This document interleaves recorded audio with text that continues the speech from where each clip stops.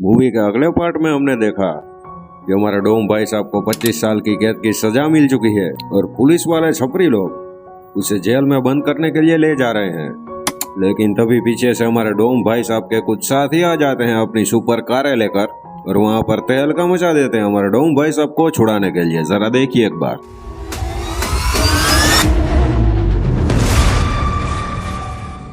जैसा कि आपने दोस्तों देखा कि हमारे डोम भाई साहब अभी आज़ाद हो चुके हैं। अभी पूरी सरकार और सरकारी एजेंसीज हमारे डोम भाई साहब को बुरी तरह से ढूंढ रही है। ऐसे में हमारे डोम को पता चलता है कि कुछ बेशकीमती कारें एक ट्रेन में लॉक है और उस ट्रेन के जरिए उन कारों को किसी और जगह पर ले जाया जा रहा है।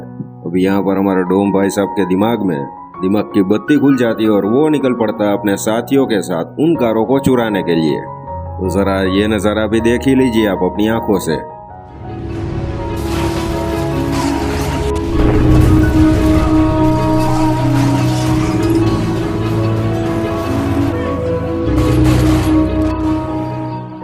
उन सभी कारों में से एक हाई फाई कार थी जो डोम अपने घर पर लेकर आता है।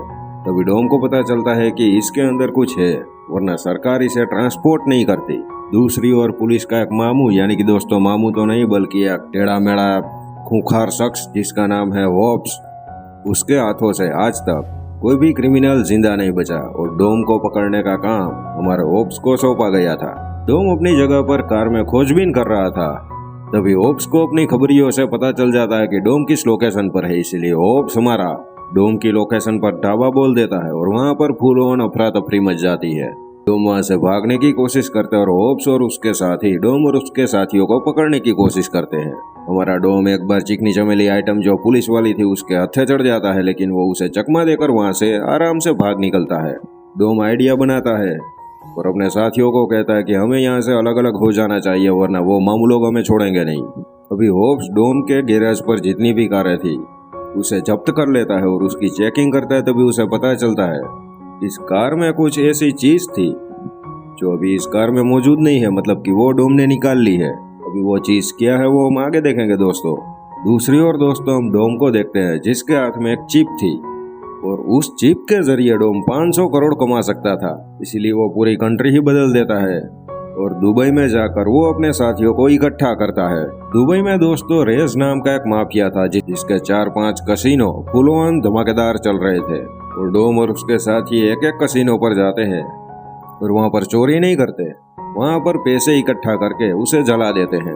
मतलब कि यह डोम की प्लानिंग है और वो वहाँ से भाग जाता है। प्लानिंग ये है कि रेज ये सब देखकर अपने पूरे 5 कसिनो का पैसा उसकी वो तिजोरी में रख दे जिस तिजोरी में ये चिप ही उसे अनलॉक कर सकती है। रेस ने अपना सारा पैसा इकट्ठा करके अपनी खास तिजोरी में रख दिया था, लेकिन डोम यहाँ पर उसे भी एक कदम आगे था।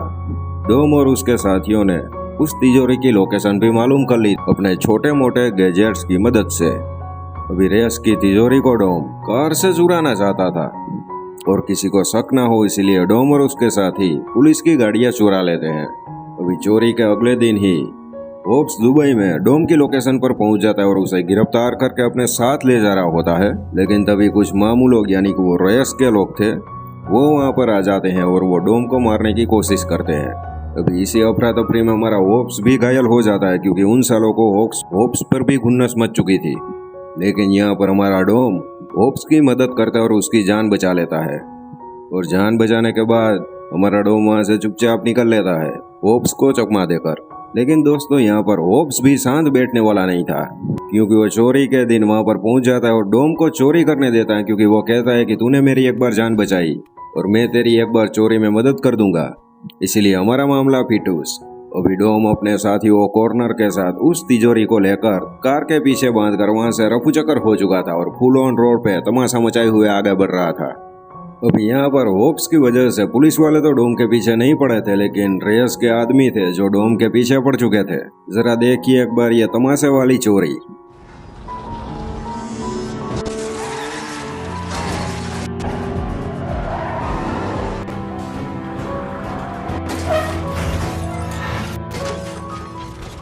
दोस्तों एक वक्त पर मेन हाईवे पर रेस का एक आदमी डोम को बुरी तरह से और ओ कॉर्नर को पकड़ लेता है।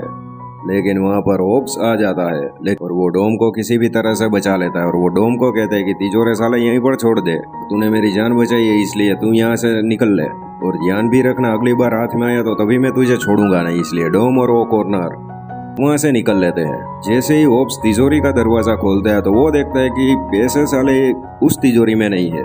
अभी उसे अच्छे से पता था कि ये कालाकांडी डोम की ही है, क्योंकि उसने कब कर दी वो किसी को भी नहीं पता। अभी दोस्तों यहाँ पर डोम ने ये कालाकांडी कैसे की वो हम अगले पार्ट में देखेंगे, क्योंकि मूवी के इस पार्ट की यहाँ पर इसी राज के साथ हैप्पी एंडिंग हो जाती है।